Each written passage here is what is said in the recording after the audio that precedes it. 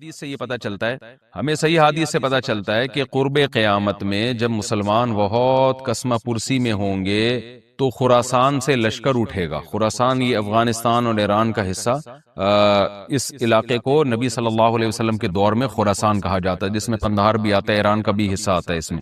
تو یہاں سے لشکر اٹھے گا، مجاہدین لڑیں گے بہت بڑی تعداد میں، دنیا میں جہاد ہوگا کیونکہ مسلمان ظلم کی چکی میں پس کے تنگ آ چکے ہوں گے، اور لڑتے لڑتے حدیث میں آتا ہے اتنی بڑی بڑی لڑائیاں ہوں گی کہ 1/3 مسلمان شہید ہو جائیں گے اس میں، 1/3 مجاہدین جو لڑنے والے ہوں گے، اور 1/3 جو ہوں گے وہ میدان جنگ سے بھاگ جائیں گے، اور 1/3 کو اللہ فتح عطا فرمائے گا۔ تو جو 1/3 میدان جنگ سے بھاگ جائیں گے، نبی صلی اللہ علیہ وسلم نے فرمایا ان کی توبہ کبھی قبول نہیں ہوگی۔ جو 1/3 شہید ہو جائیں گے وہ افضل ترین شہداء ہوں گے اس وقت کے، اور 1/3 کو اللہ تعالیٰ غلبہ عطا فرمائیں گے۔ ایک واقعہ تو ہمیں قرب قیامت میں نبی صلی اللہ علیہ وسلم سے یہ ملتا ہے صحیح حدیث سے۔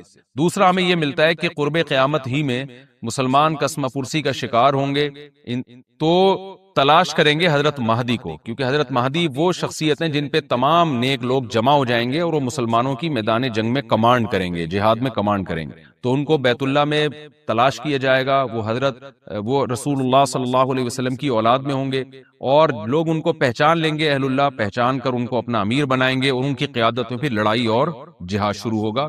اور یہ لڑائی جب دمشق میں لڑائی ہو رہی ہوگی تو دمشق میں عصر کی نماز کے وقت حضرت مہدی، میں نے جو یہ کہا کہ دمشق میں لڑائی ہو رہی ہوگی، مقصد یہ نہیں ہے کہ دمشق کوئی میدان جنگ بنا ہوا ہوگا، مقصد یہ ہے کہ وہ مجاہدین کا لشکر دمشق میں ہوگا عصر کی نماز کے وقت، لڑائی چاہے کسی اور میدان میں ہو رہی ہو، لیکن حدیث میں ہمیں دمشق کا تذکرہ ملتا ہے۔ تو دمشق میں حضرت شام کا تذکرہ ملتا ہے، اور جو قرائن ہمیں ملتے ہیں وہ دمشق کی ایک خاص مسجد ہے، وہ مسجد حضرت مفتی تقی عثمانی صاحب اور مفتی رفیع عثمانی صاحب نے اس کو ہائی لائٹ بھی کیا، لیکن وہ یقینی نہیں ہے، یہ خوب سمجھے، انہوں نے اس کا بھی تبصرہ کیا کہ اس کے بارے میں کوئی یقین نہیں ہے۔ تو حضرت مہدی عصر کی نماز پڑھا رہے ہوں گے، لوگ امامت میں آپ کے پیچھے کھڑے ہوں گے، یہاں تک کہ مسجد کے مینار پر، آج بھی وہ مینار موجود ہے جس کے بارے میں غالب گمان ہے کہ یہ وہ مینار ہے جہاں حضرت عیسیٰ علیہ السلام نازل ہوں گے، غالب گمان کے درجے میں کہا جا سکتا ہے، ورنہ پھر اسی کے اڑوس پڑوس میں کوئی مسجد ہوگی۔ میرا اگر شام جانا ہوا تو انشاءاللہ میں ارادہ ہے کہ میں ولاگ میں اس مسجد کا بھی تذکرہ کروں گا، اس جگہ کا بھی تذکرہ کروں گا، لیکن میں پہلے یہ بات بتا دوں کہ وہ 100% یقینی نہیں ہے، ایسا نہ ہو کہ اس مسجد کے مینار پہ چڑھ کے لوگ جو ہے وہ اس کے کوئی مینار کو ہی چاٹنا شروع کر دیں تبرک کے طور پہ۔ تو عصر کی نماز کا ٹائم ہوگا، حضرت عیسیٰ ابن مریم علیہ الصلوۃ والسلام فرشتوں کے کندھوں پہ ہاتھ رکھ کے نیچے اتریں گے نماز کے ٹائم پہ، یعنی آسمان سے مینار تک آئیں گے، اور پھر مینار سے آپ کے لیے سیڑھیاں لگائی جائیں گی، سیڑھیوں کے ذریعے مینار سے نیچے اتریں گے اور لوگ ان کو پہچان لیں گے۔ حضرت مہدی ان کو امامت کے لیے آگے کریں گے کہ آپ اللہ کے ایک پیغمبر ہیں، آپ نماز پڑھائیے، حضرت عیسیٰ علیہ السلام انہی کو آگے رکھیں گے۔ اور اس طرح کا مفہوم ہے حدیث میں کہ اللہ نے اس کام کے لیے آپ کو ہی منتخب کیا۔ کیا مطلب یہ امامت اس امت کا حق ہے؟ تو حضرت عیسیٰ ابن مریم علیہ الصلوۃ والسلام کا جو کام ہوگا وہ جہاد ہے اور یہودیوں سے انتقام لینا، کیونکہ یہودیوں نے اپنے خیال میں حضرت عیسیٰ کو قتل کیا تھا، تو اللہ نے یہودیت ہی کے خاتمے کے لیے اور دجال کے خاتمے کے لیے عیسیٰ ابن مریم کو نازل کیا۔ حضرت مہدی سے پہلے ہی دجال ظاہر ہو چکا ہوگا۔ دجال کے بارے میں حدیث میں آتا ہے کہ ہر پیغمبر نے اپنی امت کو دجال کے فتنے سے ڈرایا ہے۔ اچھا، یہ دجال ایک ایسی شخصیت ہے جس کا یہودی انتظار ہم سے زیادہ کر رہے ہیں، کیونکہ یہودی اس کو اپنے لیے نجات دہندہ سمجھتے ہیں، جبکہ حدیث میں آتا ہے کہ دجال کانا ہوگا اور اس کا خدائی کا دعویٰ ہوگا، اس کے پاس کچھ ایسی طاقتیں ہوں گی کہ مردے کو زندہ کر دے، زندہ کو مار دے، ایک طرف اس کے باغ ہوگا، ایک طرف اس کے آگ ہوگی، جو اس پر ایمان لائے گا اس کو باغ میں داخل کرے گا، اور جو اس پر ایمان نہیں لائے گا اس کو آگ میں داخل کرے گا۔ اور رسول اللہ صلی اللہ علیہ وسلم نے فرمایا اس کی جو آگ ہے حقیقت میں وہ جنت کا باغ ہوگا، اور اس کا جو باغ ہے حقیقت میں وہ جہنم کی آگ ہوگی۔ تو جو نبی کی باتوں پہ یقین کرتے ہیں وہ دجال کے فتنے سے محفوظ رہیں گے۔ اور حدیث میں سورہ کہف کی بھی تلاوت کا حکم ہے، جمعے کے دن جو کہف کی تلاوت کرتا ہے اللہ اس کو دجال کے فتنے سے محفوظ رکھتا ہے۔ اب آپ دیکھیں یہ سورہ کہف میں ہی قیامت کی علامات کا تذکرہ ہے نا، تو شاید اسی وجہ سے کیونکہ جو سورہ کہف پڑھتا رہے گا وہ یاجوج ماجوج کے واقعات بھی پڑھتا رہے گا اور اللہ کی قدرت کے واقعات بھی پڑھتا رہے گا، تو دجال کے فتنے سے اللہ اس کو اس برکت سے بچا کے رکھیں گے، فتنے سے محفوظ رکھیں گے۔ تو وہ ایسی طاقتیں دکھائے گا، بے وقوف لوگ اس پہ ایمان لے آئیں گے۔ حدیث میں آتا ہے کہ کانا کبھی بھی خدا نہیں ہو سکتا، یعنی اس کی تو ایک آنکھ ہوگی نہیں، لیکن بے وقوف لوگ اس کے یہ کچھ ظاہری کمالات دیکھیں گے، یہ نہیں دیکھیں گے کہ یہ تو شکل بھی اس کی اچھی نہیں ہے، یعنی خدا کم از کم جمال والا ہوتا ہے نا، یہ تو ہے بھی کانا، اور اس کے بڑا بڑا کافر بھی لکھا ہوا ہوگا واضح طور پر، جس سے پتا چلے گا. لیکن احمق اور بیوقوف لوگ جیسے روحانی عاملوں کو کچھ شعبدے دیکھ کر ان پہ سے متاثر ہو جاتے ہیں نا، روحانی عاملوں کے شعبدے دیکھ کے، تو ایسے ہی دجال کے شعبدے دیکھ کے متاثر ہوں گے. تو بہت لوگوں کو، خلقت کو، بہت بڑی امت کو گمراہ کرے گا دجال. اہل اللہ کو اللہ تعالیٰ اس کے فتنے سے محفوظ رکھے گا. پھر حضرت عیسیٰ ابن مریم جب نازل ہوں گے تو وہ دجال کو قتل کریں گے. حدیث میں آتا ہے کہ نیزے کے ذریعے گھوڑے پہ بیٹھ کے قتل کریں گے. علماء نے اس حدیث کا دو مطلب بیان کیے ہیں کہ یا تو اس کا مطلب یہی ہے کہ واقعی گھوڑے پہ بیٹھیں گے، نیزہ استعمال کریں گے، اور زمین جو ہے وہ اتنی پہلے اس سے جنگیں ہو چکی ہوں گی کہ لوگ دوبارہ تلواروں گھوڑوں کی طرف آ جائیں گے. اس بات کا امکان ہے، ہر ملک ایٹمی طاقت بن چکا ہے، تو اگر یہ ایٹم بم سارے ملک آپس میں چلا دیں تو ہم دوبارہ گدے گھوڑوں والی زندگی پر آ جائیں گے. ٹیکنالوجی ساری تباہ و برباد ہو جائے گی، انسان کی ترقی. تو اس بات کا بھی امکان ہے کہ کوئی اس سے پہلے ہو سکتا ہے کوئی ایسی جنگ عظیم ہو کہ انسانیت دوبارہ پہاڑوں پتھروں کے دور میں آ جائے. لیکن ظاہر یہ معلوم ہوتا ہے کہ رسول اللہ صلی اللہ علیہ وسلم نے جو کلام کیا ہے، ظاہر ہے اس دور کے لحاظ سے جو لوگوں کے جہاں تک جو لوگوں کی مینٹل اپروچ ہے وہاں تک، تو نبی صلی اللہ علیہ وسلم میزائل یا اور ٹینکوں کا تذکرہ کرتے تو کیا سمجھ میں آتا؟ تو گھوڑے سے مراد ہے جو اس زمانے کا گھوڑا ہوگا، اور نیزے سے مراد ہے اس زمانے کا جو اسلحہ ہوگا، کیونکہ نیزہ نبی کے دور کا ایک مناسب اسلحہ تھا اور گھوڑا نبی کے دور کی میدان جنگ کی ایک مناسب سواری تھی. تو اس سے یہ بھی پتہ چلتا ہے کہ ہو سکتا ہے عیسیٰ ابن مریم نیزے کے بجائے کلاشنکوف کا استعمال کر لیں، تو یعنی وہ نیزہ جو ہے وہ اس کلاشنکوف کی یا جو بھی اسلحہ اس وقت حضرت عیسیٰ ابن مریم استعمال کریں گے اس کی ایک تعبیر ہے. تو اس کا بھی پورا امکان ہے. تو ہمیں بہرحال اتنا ایمان ہمارے لیے ضروری ہے کہ دجال کو قتل کرنے والی جو ذات ہے، جو شخصیت ہے، وہ عیسیٰ ابن مریم علیہ الصلوۃ والسلام ہے. تو حضرت عیسیٰ کے ذریعے اللہ تعالیٰ دجال کو قتل کریں گے، اور حضرت عیسیٰ کی قیادت میں زبردست جہاد ہوگا. حدیث میں آتا ہے کہ عیسیٰ ابن مریم اس دنیا کو امن سے بھر دیں گے. اتنا امن ہو جائے گا اور اتنی مالی فراوانی ہوگی، اتنی مالی، کیونکہ دنیا میں مال بہت ہے، ڈسٹریبیوشن صحیح نہیں ہے. جو تقسیم ہے نا مال کی وہ ظالمانہ ہے، جس کی وجہ سے غریب سے غریب تر ہے، امیر سے امیر تر ہے. حضرت عیسیٰ ابن مریم ایسا نظام قائم کریں گے کہ جس سے مال کی صحیح تقسیم، اور لوگ اٹھیں گے زکوٰۃ کا مستحق تلاش کریں گے اور لوگوں کو زکوٰۃ کا مستحق نظر نہیں آئے گا. غریب تلاش کرنا مشکل ہو جائے گا. یعنی ایک آدمی، حدیث کے مفہوم ہے کہ زکوٰۃ لے کے گھومتا رہے گا اور اس کو کوئی غریب نہیں ملے گا. اتنی مالی فراوانی ہو جائے گی. پھر ترمذی کی روایت میں آتا ہے کہ اللہ کی طرف سے برکتیں ایسی نازل ہوں گی کہ بڑے بڑے انار پیدا ہوں گے، بڑے بڑے انگور پیدا ہوں گے، زمین اپنی برکتیں کھول دے گی. اور حضرت عیسیٰ علیہ السلام خنزیر کو بھی دنیا سے ختم کر دیں گے، خنزیر کی نسل کو ختم کر دیا جائے گا. وَيَضَعُ الْجِزْيَةَ، اور جزیہ کا نظام ختم. اما الاسلام و اما السیف، یا تو تلوار یا اسلام، اس کے علاوہ نہیں.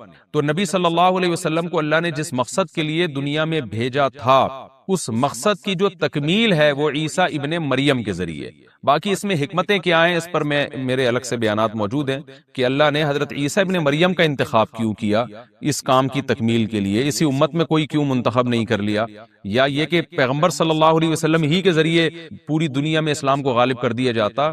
اس میں کیا حکمتیں ہیں، اس پر میرے الگ سے بیانات موجود ہیں. ابھی تو میں کوشش کرتا ہوں کہ تفسیر سے میں جو ٹو دا پوائنٹ بات ہے اس سے یہاں اس لیکچر میں نہ ہٹوں. تو اسی وقت میں حضرت عیسیٰ ابن مریم اس کو یاجوج ماجوج کو قتل کریں گے اور دنیا انصاف سے بھر جائے گی. اور اللہ تعالیٰ نے جو پیغمبروں کو دنیا میں بھیجا تھا اس کا مقصد کیفیت اور کمیت دونوں لحاظ سے حاصل ہو جائے گا. اس کے بعد پھر آہستہ آہستہ دنیا میں زوال شروع ہوگا، اور پھر جب پوری دنیا کے لوگ زوال کا شکار ہوتے ہوتے کفر کی طرف جائیں گے، گناہوں کی طرف.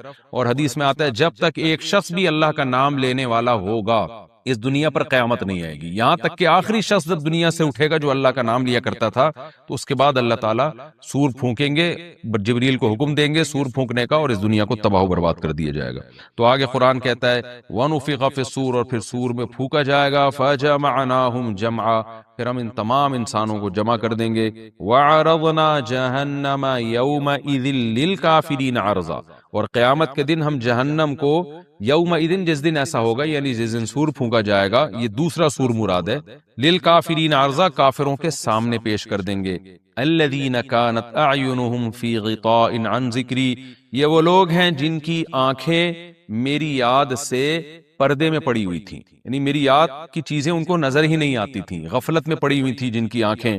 وَكَانُوا لَا يَسْتَطِيعُونَ السَّمْعَ، اور یہ سننے کی صلاحیت بھی نہیں رکھتے تھے، نہ حق بات سنتے تھے نہ حق دیکھتے تھے، بس اپنے خواہشات کی جو چیزیں ہیں وہ ان کو اچھی لگتی تھیں اور وہی ان کو سمجھ میں آتی تھیں. تو یہ ہمارا رکوع الحمدللہ کمپلیٹ ہو گیا. اس رکوع میں ہمیں بہت سارے اسباق ملتے ہیں، میں نمبر وار اس کو مختصراً بیان کر دیتا ہوں. پہلی بات تو یہ کہ دیکھیں اللہ تعالیٰ نے کیسے کیسے بادشاہ دنیا میں بھیجے ہیں اور کتنے پاورفل بادشاہ. حضرت ذوالقرنین کا نام ہی قرن والا، دو کناروں والا، زمین کے بہت بڑے حصے کو حضرت ذوالقرنین نے فتح کیا. اور اللہ کے نیک بندے کیسے اللہ کے راستے میں لڑتے رہے ہیں. تو یہ جو لوگ بیٹھ جاتے ہیں نا بس عبادت کرو اور لڑائی وڑائی اسلام میں ہے ہی نہیں، یہ دنیا میں کوئی بھی عقل مند اس نظریے کا حامی نہیں ہوگا. تو طاقت اور قوت کی اسلام میں بہت زیادہ اہمیت ہے. اس سے ہمیں یہ بھی پتہ چلتا ہے کہ اپنے ملک کی، خاص طور پر اسلامی ملک کی جو فوجی قوتیں ہیں، جو فوجی طاقتیں ہیں، ان کی ہمیں قدر کرنی چاہیے. کیونکہ اگر کوئی بھی ملک عسکری لحاظ سے کمزور ہو جائے، کیونکہ اللہ تعالیٰ تو جو عسکری لحاظ سے طاقتور قومیں تھیں اللہ نے ان کا کتنا تذکرہ کیا، ہاں وہ اللہ کے باغی نہ ہو. تو اسلامی ملک میں کوئی بھی اسلامی کنٹری ہے، چاہے سعودی عرب ہے، چاہے پاکستان ہے، چاہے ترکی ہے، کوئی بھی اسلامی کنٹری ہے، اس کی فوج کی قدر کرنی چاہیے، کیونکہ اسی کی وجہ سے ملک کا بارڈر محفوظ ہوتا ہے. اگر مسلمان عسکری لحاظ سے کمزور ہونا شروع ہو جائیں تو کافر ہمیں گاجر مولی کی طرح کاٹنا شروع کر دیں، اسلام دشمن قوتیں ہمیں کھا جائیں، ختم کر دیں ہمیں کھا کے. تو نیک قوتوں کو اپنی بقا کے لیے ہمیشہ سے ایک اسلحے کی اور طاقت کی ضرورت رہتی ہے. اس کی اہمیت اسلام میں بہت زیادہ ہے. موسیٰ علیہ الصلوۃ والسلام کے بعد کتنے بڑے بڑے جنگی کمانڈر پیدا ہوئے. ذوالقرنین کا اللہ نے کیسا تذکرہ کیا. ذوالقرنین کی عبادت کا کہیں بھی تذکرہ نہیں، حالانکہ وہ بڑے عبادت گزار بھی تھے. داؤد علیہ السلام کی عبادت کا تذکرہ بھی ہے، ان کی تلوار اور طاقت کا تذکرہ بھی ہے. تو اللہ تعالیٰ جہاں عبادت کا تذکرہ کرتے ہیں تو طاقت اور قوت کا بھی تذکرہ کرتے ہیں. اس سے عسکری لحاظ سے اپنے آپ کو مضبوط کرنے کی اہمیت کا ہمیں پتہ چلتا ہے کہ اسلام میں اس کی بڑی اہمیت ہے. کسی بھی اسلامی ملک کی فوج کا مورال کسی بھی لحاظ سے ڈاؤن نہیں ہونا چاہیے، اور عسکری لحاظ سے وہ کسی بھی لحاظ سے کمزور نہیں ہونی چاہیے. اور اس کو چاہیے کہ اعدوا لهم ما استطعتم من قوہ پر عمل کرے، کہ قرآن کہہ رہا ہے روز بروز اپنی طاقت اور قوت میں اضافہ کرنے کی کوشش کرو. اس سے مسلم قوم کو کبھی بھی غافل نہیں ہونا چاہیے، اور کوئی بھی ایسا کام جس سے مسلمان قوتیں اور طاقتیں کمزور ہونا شروع ہو جائیں، اس کام سے ہمیں بچنا چاہیے. دوسری بات ہمیں یہ پتہ چلی کہ اللہ تعالیٰ نے اہل اسلام کے ذمے پوری دنیا کی ذمہ داری لگائی ہے، کسی ایک ملک کی نہیں. جتنے بھی پیغمبر آئے ہیں جب وہ دنیا فتح کرنا شروع کی ہے تو کہیں رکے نہیں ہیں وہ کہ بھئی یہاں تک، اس سے آگے نہیں جانا. ان کی صلاحیت ہی ختم ہو گئی ہو، وسائل ہی ختم ہو گئے ہو تو الگ بات ہے. تو پوری دنیا ہے جس میں اللہ کے دین کو غالب کرنا ہے. اب اس کا طریقہ کیا ہوگا؟ ظاہر ہے جو جس زمانے میں سوٹیبل طریقہ ہو وہ اختیار کیا جائے گا. تو حضرت ذوالقرنین پہلے انتہائی مشرق کی طرف گئے ہیں جہاں سورج نکلتا ہے، تو وہاں سے جہاں سے آبادی شروع ہو رہی ہے، اور ان کا خیال تھا کہ اب آگے آبادی نہیں ہے تو پھر جا کے سٹاپ کیا ہے. مغرب میں بھی ایسے ہی، شمال میں بھی ایسے ہی. تو ہمیں جب دیکھتے ہیں کہ جب صحابہ کرام نے دنیا فتح کرنا شروع کی ہے تو ہمیں مسلمان کمانڈروں میں بھی ایسے واقعات ملتے ہیں کہ وہ علاقے فتح کرتے کرتے سمندر کے کنارے پہنچے اور انہوں نے سمندر کو دیکھ کے کہا کہ تیرے آگے بھی آبادی ہوتی نا تو ہم اللہ کا کلمہ وہاں بھی بلند کرتے. تو یہ دور تھا مسلمانوں کا، اور یہ عیسیٰ ابن مریم دوبارہ پھر وہی کریں گے، پوری دنیا کو فتح کریں گے. تو حضرت ذوالقرنین کے اس واقعے سے پتہ چلتا ہے کہ پوری دنیا کی ذمہ داری اللہ نے ہمیشہ سے اہل اللہ پہ لگائی ہے، اور وہ پوری دنیا میں اللہ کے دین کو غالب کرنے کی کوشش میں ہمیشہ سے لگے رہے ہیں. تیسری بات ہمیں پتہ چلتی ہے کہ اسباب اور وسائل کی اہمیت. حضرت ذوالقرنین نے جب اتنا پہاڑوں کے بیچ میں اتنا یعنی لوہے کی پلیٹیں لگا کے تانبا پگھلا کے آہنی دیوار بنائی ہے تو خوش ہوئے ہیں. ھذا رحمت من ربی، یہ میرے رب کی رحمت ہے. تبھی تو اللہ کا شکر ادا کیا نا، خوشی پہ شکر ادا کیا جاتا ہے. تو اس سے یہ بھی پتہ چلتا ہے کہ سائنس اور ٹیکنالوجی، دیکھیں یہ کام ٹیکنالوجی کے بغیر ممکن نہیں تھا. تبھی تو اس قوم نے کہا نا ذوالقرنین سے کہ ہم پیسے آپ کو دیں گے، لیکن ہمارے پاس وہ وسائل نہیں ہے، وہ ٹیکنالوجی نہیں ہے ہمارے پاس. اور بظاہر ایسا لگتا ہے کہ ان کے پاس لوہا بھی تھا، تانبا بھی تھا، کیونکہ حضرت ذوالقرنین اب یہ تو نہیں ہے نا کہ زمین کے مشرق کی طرف دوبارہ لوہا جمع کرنے گئے ہوں تو وہیں سے جو کچھ ہوگا نکالا ہوگا.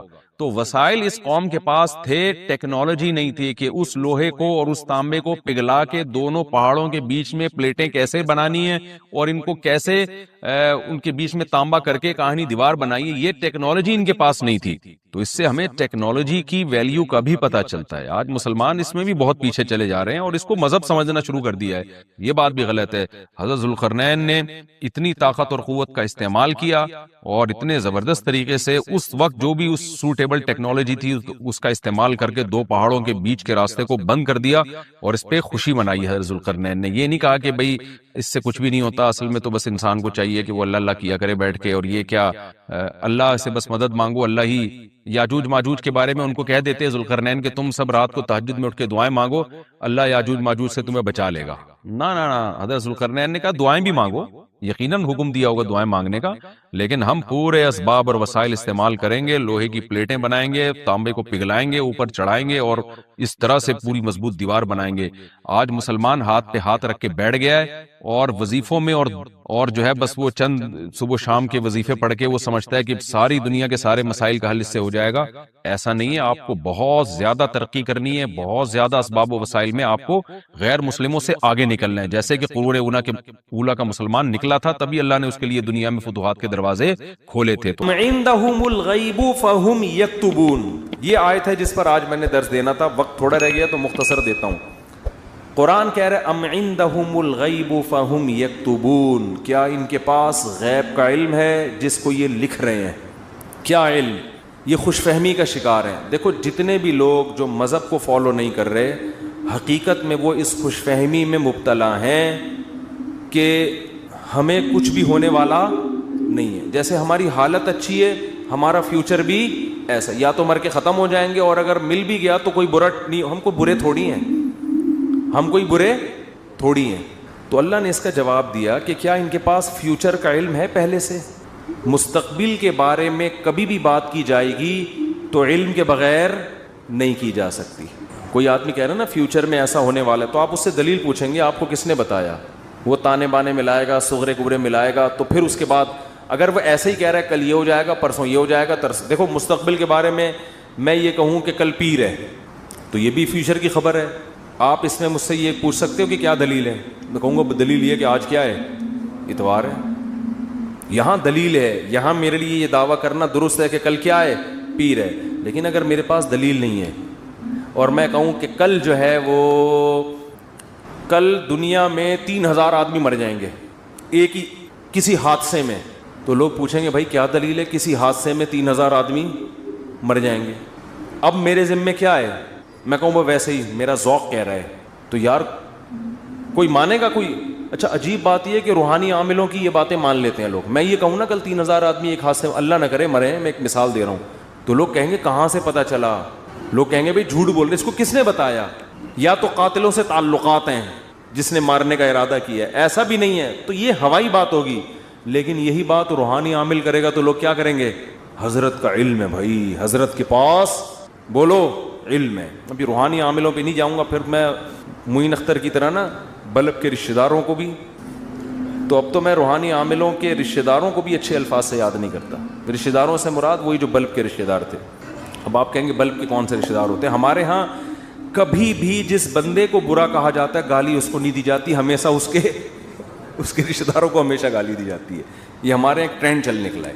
تو قرآن کہتا ہے کہ ام عندہم الغیب فہم یکتبون. کیسے دیکھو ہمیں جھنجھوڑ رہا ہے قرآن کہ تم اپنے بارے میں کیوں فرض کر کے بیٹھے ہوئے ہو کہ تمہیں کچھ بھی ہونے والا نہیں ہے, تمہیں سزا نہیں ملے گی. یہ تمہیں کس نے بتایا ہے؟ فاصبر لحکم ربک ولا تکن کصاحب الحوت. جب نبی یہ مطالبے کرتے تھے تو پھر بھی آگے سے کوئی رسپانس نہیں ملتا تو انسان کو بے انتہا تکلیف ہوتی ہے کہ کن پتھر دل لوگوں سے واسطہ پڑا ہے. تو قرآن کہتا ہے فاصبر, اے نبی آپ کیا کرو؟ صبر کرو. ولا تکن کصاحب الحوت, مچھلی والے یونس کی طرح جل باز مت بنو. حضرت یونس علیہ السلام کی قوم نے بھی یہی سلوک کیا, لیکن یونس علیہ السلام چاہتے تھے جلدی سے فیصلہ ہو اور اپنی قوم کو چھوڑ کے نکل گئے. تو اللہ نے اس پہ آپ کی تنبیہ کی.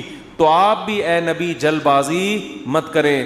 تو یہ نبی کے ذریعے سے ہمیں بھی بتایا جا رہا ہے کہ آپ حق کی دعوت دیتے رہیں اور یہ نہ دیکھیں کہ یہ جو اللہ کے نافرمان لوگ ہیں, جو حق کو نہیں ماننے والے لوگ, وہ پھر بھی پھل پھول رہے ہیں. اس ٹینشن میں مت آؤ, کیونکہ اللہ انصاف کرتا ہے مگر اس میں دیر ہوتی ہے، اندھیر نہیں ہوتی. وہ لے گا انتقام، ان کو اپنے حال پہ چھوڑ دو. یہ اللہ کی حکمت اسی کا تقاضا کرتی ہے، چھوڑ دیا جائے اپنے حال پہ. آج جو اہل حق ہے نا ان کو بہت تکلیف ہوتی ہے کہ جب یہ ہم صحیح بات کر رہے ہیں لیکن آگے جواب جو مل رہا ہے وہ کیا مل رہا ہے؟ الٹا، کوئی مان کے نہیں دے رہا.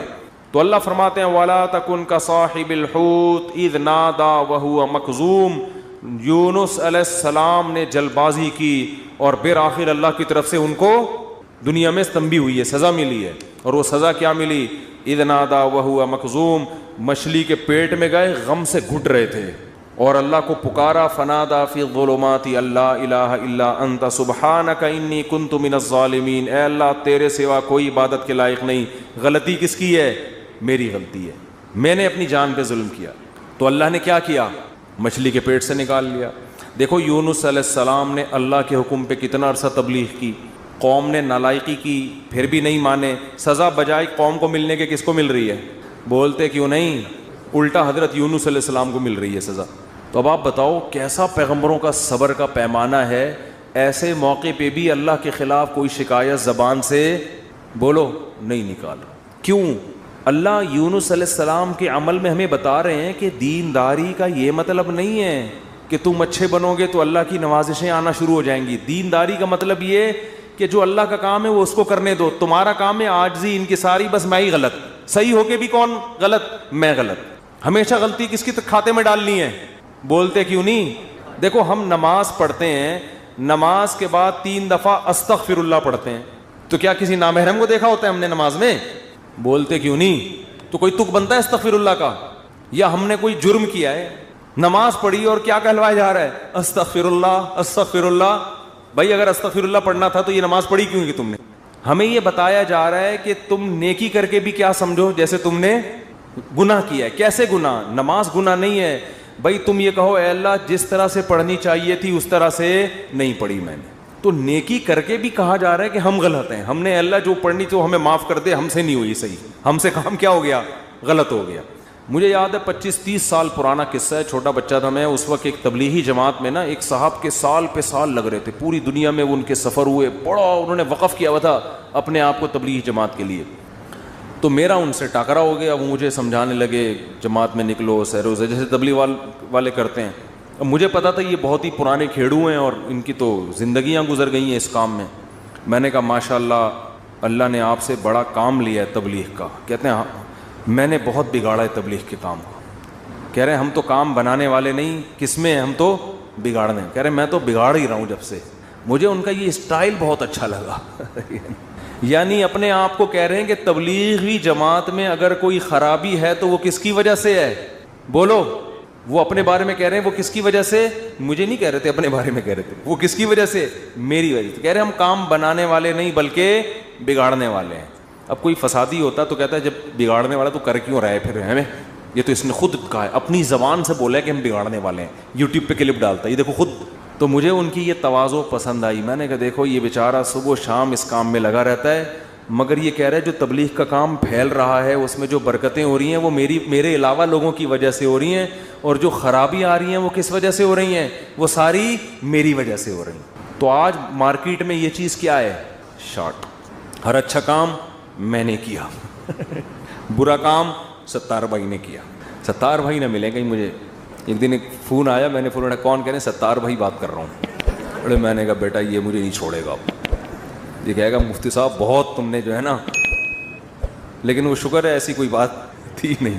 تو جنات کا دیکھ لو، قرآن مجید میں آتا ہے کہ جب نبی صلی اللہ علیہ وسلم نے تبلیغ کا کام شروع کیا نا تو جنات بھی کی ایک جماعت نے نبی کے قرآن کی تلاوت سنی اور جا کے اپنی قوم کو انہوں نے تبلیغ کرنا شروع کی. تو تبلیغ کا انداز دیکھو جنات کا، کیونکہ ہدایت مل گئی تھی ان کو، مسلمان ہو گئے تھے. تو تبلیغ کیسے کر رہے ہیں کہ بھئی دیکھو دنیا میں کوئی بڑا کام ہوا ہے، ہمارا آسمانوں پہ داخلہ بند ہو گیا. انا لا ندری، ہمیں نہیں پتا، اشر ارید بمن فی الارض، کہ جو اللہ نے محمد صلی اللہ علیہ وسلم کو دنیا میں بھیجا اور شیاطین کا اوپر جانے کا سیٹ اپ بند کر دیا، ہمیں نہیں پتا کہ زمین والوں کے ساتھ شر کا ارادہ. کیونکہ بعض دفعہ اللہ پیغمبروں کو بھیجتے ہیں حجت تمام کرنے کے لیے تاکہ حجت تمام ہو اور پوری قوم کو تباہ کر دیں. تو شر بھی ہوتا ہے نا اس میں. کہہ رہے ہیں انا لا ندری, ہمیں نہیں پتا, اشر ارید بمن فی الارض, کہ جو لوگ زمین میں رہتے ہیں ان کے ساتھ برائی کا ارادہ کیا گیا ہے, ام اراد بہم ربہم رشدا, یا ان کے رب نے ان کے ساتھ بھلائی کا ارادہ کیا ہے. اسٹائل نہیں سمجھ میں آیا میرا خیال ہے. دیکھو جملہ یہ ہونا چاہیے تھا کہ ہمیں نہیں پتا یہ جو کچھ ہو رہا ہے, ہمیں نہیں پتا کہ رب نے ان کے ساتھ برا چاہا ہے یا اچھا چاہا ہے. اصل میں تو یہ ہونا چاہیے نا. لیکن جنات کیا کہہ رہے ہیں؟ آج کل تو انسان اتنے سمجھدار نہیں ہے جتنے اس زمانے کے جنات سمجھدار تھے یار. جنات یہ نہیں کہہ رہے کہ ہمیں نہیں پتا کہ اللہ نے انسانوں کے ساتھ برائی کا ارادہ کیا ہے یا اچھائی کا. یا تو یہ کہنا چاہیے تھا, یا جنات کو بالکل اس کے الٹ کہنا چاہیے تھا کہ ہمیں نہیں پتا کہ زمین والوں کے ساتھ برائی کا ارادہ کیا گیا ہے. کر کون رہا ہے یہ نام نہیں لے رہے, ہم ہائی لائٹ نہیں کر رہے. انسانوں کے ساتھ برائی کا ارادہ کیا گیا ہے یا اچھائی کا ارادہ کیا گیا. دونوں پیسو وائس ہوتے ہیں. ایکٹیو پیسو کا فرق تو پتا ہوگا نا. بھائی اس نے مارا ہے, وہ مارا گیا ہے. جب ہم کہتے ہیں ہی از کلڈ, وہ مارا گیا ہے, تو مارنے والے کو ہم شو نہیں کر رہے ہوتے. فاعل کا نہیں پتا ہوتا, سبجیکٹ کا نہیں پتا ہوتا کہ مارنے والا ہے کون. سمجھ میں نہیں آ رہی. تو قرآن کہہ رہا ہے ہونا یہ چاہیے تھا کہ جنات یا تو شر اور خیر کا ارادہ کرنے والے کا نام نہ بتاتے کہ کون ارادہ کر رہا ہے, بلکہ دونوں کو پیسو وائس میں لاتے کہ ہمیں نہیں پتا کہ زمین والوں کے ساتھ برائی کا ارادہ کیا گیا یا اچھائی کا ارادہ کیا گیا. یا تو یوں کہتے, اور اگر سبجیکٹ کا ذکر کرتے تو یوں کہتے ہمیں نہیں پتا کہ رب نے زمین والوں کے ساتھ برائی کا ارادہ کیا ہے یا اچھائی کا ارادہ کیا ہے. لیکن جنات اتنے ہوشیار, جب اچھائی کا تذکرہ آیا تو رب کا تذکرہ کیا, برائی کا آیا تو سبجیکٹ کو کیا کر دیا, حذف. تو کیا کہہ رہے ہیں, انا لا ندری, ساڈی عقل چ بات نہیں آندی, سانو نہیں پتا کہ اشر ارید بمن فی الارض, پیسو وائس, کہ زمین والوں کے ساتھ برائی کا ارادہ کیا گیا ہے. کون کر رہا ہے یہ نہیں بتائیں گے. یہ میں نہیں بتاؤں گا, یہ نہیں بتاؤں گا میں. حالانکہ وہ بھی کون کر رہا ہے, اللہ ہی کر رہا ہے نا, لیکن اللہ کا نام نہیں لے رہے. ہمیں نہیں پتا کہ زمین والوں کے ساتھ برائی کا ارادہ کیا گیا ہے یا اللہ نے اچھائی کا ارادہ کیا ہے. اچھائی کی جب بات آئی تو اللہ کی طرف نسبت, برائی کی بات آئی تو وہ بھی تو اللہ ہی ارادہ کر رہا ہے, لیکن اللہ کا نام ذکر نہیں کر رہے. ادب کی وجہ سے کہ بھائی برائی اگر ہو رہی ہے تو اللہ تو کر تو رہا ہے, لیکن انسانوں کی حرکتوں کی وجہ سے ہو رہا ہے, تو گویا انسان خود ہی کر رہے ہیں اپنے ساتھ. یہ اللہ تو محض ایک خالق ہے, کر کون رہے ہیں, یہ خود ہی کم وقت کر رہے ہیں. اچھائی ہو رہی ہے تو پھر اللہ کر رہا ہے. یہ تمیز ہمیں کس سے سیکھنی چاہیے, جنات سے. کوشش نہ کریں کسی جن بن کو بھلا کے تمیز کے چکر میں, ایسا نہ ہو کہ مارکیٹ سے بالکل شارٹ ہو جائیں. تو اس سے ہمیں یہ پتا چلا کہ اسلام میں بڑے کا احترام ہے. بعض چیزیں حقیقت پر مبنی ہوتی ہیں مگر اس کو زبان سے ادا نہیں کیا جاتا. تو جیسے اللہ کی تعظیم ہے ایسے ہی بڑوں کی بھی تعظیم ہے. حدیث میں آتا ہے, آپ صلی اللہ علیہ وسلم نے فرمایا جو ہمارے بڑوں کی تعظیم نہیں کرتا وہ ہم میں سے نہیں ہے. تو جب کوئی برائی کی نسبت کسی بڑے کی طرف کی جائے تو ابا کا نام لے کے نہ بتایا کرو یہ سب کچھ ابا نے کیا ہے. بولو بھائی یہ ہمارے گھر میں ہوا ہے, ٹھیک ہے نا, یہ ہمارے گھر میں. بولتے کیوں نہیں؟ مثال کے طور پر اس دن ابا ایسے پھل لے کر آئے جس کی وجہ سے بچوں کو ڈائریا ہو گیا.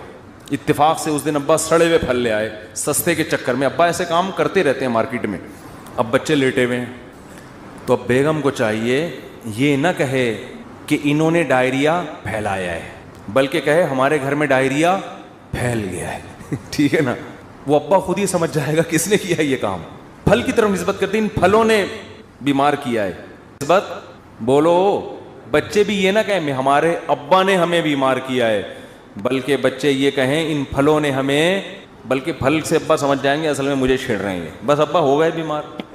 آج کل ادب تمیز مارکیٹ سے بالکل شارٹ. ایک آدمی کو کرونا ہوا, اس کے بعد اس کی بیوی کو بھی ہو گیا. مجھے بار بار آ کے بتا رہے میری بیوی کہہ رہی آپ کی وجہ سے ہوا ہے مجھے بھی. اب دیکھو اس آدمی کو تو ٹینشن ہوگی نا یار, وہ ہو گیا اللہ کی طرف سے ہو گیا. نہیں پہلے آپ کو ہوا تھا تو آپ کی وجہ سے کس کو ہوا ہے, مجھے. اسی طرح شوہر بھی بیوی پہ بلی ڈال سکتا ہے, تمہیں ہوا تھا تمہاری وجہ سے مجھے ہوا ہے. بھائی کس کی وجہ سے ہوا ہے, بس اللہ کی قدرت ہے, ہو گیا. چھوڑو وہ کون گلے ملا تھا آپ سے, کس نے آپ کی طرف منہ کر کے چھینکا تھا. ہم ایسے بہت سے لوگوں کو جانتے ہیں جو ٹی بی کے مریضوں کے ساتھ چپک کے انہوں نے زندگی گزاری, خدمت کی, مگر ان کو ٹی بی نہیں ہوئی, اور 2 گھر چھوڑ کے جو بندہ بیٹھا ہوا تھا اس کو ہو گیا. تو آج کل نا یہ تمیز مارکیٹ سے شارٹ ہو رہی ہے. بڑے چھوٹے کا ادب کیا ہو رہا ہے, ختم, فوراً بلی ڈال دیتے ہیں اس نے کیا یہ. تو اگر کیا بھی ہو بھائی نسبت مت کرو, تقدیر کا حصہ بھائی ہو گیا ہمارے ساتھ. قرآن دیکھو ابراہیم علیہ السلام کیا کہتے ہیں, وَإِذَا مَرِضْتُ فَهُوَ يَشْفِينِ. کیا خاندانی کلام ہے یار. حضرت ابراہیم کہہ رہے ہیں جب میں بیمار ہوتا ہوں اللہ مجھے شفا دیتا ہے. حالانکہ بیمار کون کرتا ہے, وہ بھی تو اللہ ہی کر رہا ہے نا. تو کہنا تو یہ چاہیے تھا کہ اللہ ہی بیمار کر کے اللہ ہی مجھے ٹھیک کر دیتا ہے. تو سوال ہے اس میں اللہ کی تعریف کی کیا ضرورت ہے, بیمار بھی تو اسی نے کیا تھا. لیکن اللہ کی حمد و ثنا کر رہے ہیں, بیمار تو میں ہو جاتا ہوں, شفا کون دیتا ہے, اللہ. تو یہ ادب تمیز سکھایا جا رہا ہے کہ انسان کے بچے بن کے زندگی گزارو, بڑے چھوٹے کا ادب کرو. القابات بھی بڑے چھوٹے کے لیے الگ الگ ہونے چاہیے.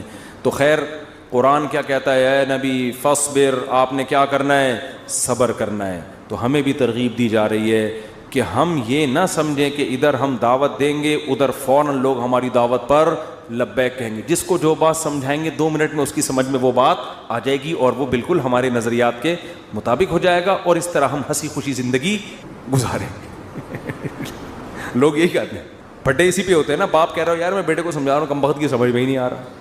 بیٹا کہتے ہیں ہم ابا کو سمجھاتے ہیں, ابا کی سمجھ میں نہیں آ رہا. شوہر بیوی کو سمجھا رہا ہے, اس کی کھوپڑی میں نہیں آ رہا. بیوی شوہر کو سمجھا رہی ہے, اس کی کھوپڑی میں نہیں. اپوزیشن حکومت کو سمجھا رہی ہے, حکومت کی سمجھ میں نہیں آ رہا. حکومت اپوزیشن کو سمجھا رہی ہے, اپوزیشن کی سمجھ میں نہیں آ رہا. تو اگر دنیا میں جو بات سمجھائی جائے, میں کب سے کیا کیا سمجھا رہا ہوں سمجھ میں آ رہا ہے, کب سے کیا کیا سمجھا رہا ہوں سمجھ میں نہیں آ رہا. تو اگر ایسا ہی دنیا میں نظام ہو جائے کہ ادھر سمجھایا ادھر سمجھ میں آ گیا, تو سب ہنسی خوشی زندگی گزارنا شروع ہو جائیں گے. وہ ایک شاعر ہے ہندوستان کا, ان کا نام ذہن سے نکل گیا, تراز کر کے آتا ہے, پتہ نہیں ایچ ایم تراز ہے, کچھ ایم تراز کر کے آتا ہے. بڑے زبردست شاعر ہیں. میں نے جب ان کی ایک دفعہ شاعری سنی نا تو مجھے بڑا, اس لیے نہیں کہ مجھے نہیں پتہ کیسے آدمی ہیں, اچھے ہی ہوں گے, لیکن مجھے اردو سے لگاؤ ہے, محبت ہے. تو ہندوستان کے شاعروں میں بڑی زبردست شاعری ہے اردو کی نا. تو میں نے جب اس بندے کی شاعری سنی, میں نے کہا یار یہ 2014 کی بات ہے. میں نے کہا اس بندے سے ملاقات کا دل چاہتا ہے, اس نے اردو پہ بڑی محنت کی ہے. تو اللہ کی قدرت, یہ جو عمرہ ہے نا, عمرہ یہ مسلمانوں کے لیے بہت بڑا ایک ذریعہ ہے آپس میں کمیونیکیشن کے لیے. یہ میں نے انگریزوں کی کتاب میں یہ بات پڑھی ہے, گوروں نے لکھا ہے کہ مسلمان سائنسدان جو بہت بڑے بڑے حکیم بنے نا, جنہوں نے جڑی بوٹیوں پہ ریسرچ کی, اس کی ایک بہت بڑی وجہ مسلمانوں کا حج ہے. کیونکہ حج کرنے کے لیے کہاں کہاں سے, ساؤتھ افریقہ سے اور کہاں کہاں سے دنیا سے لوگ آتے تھے.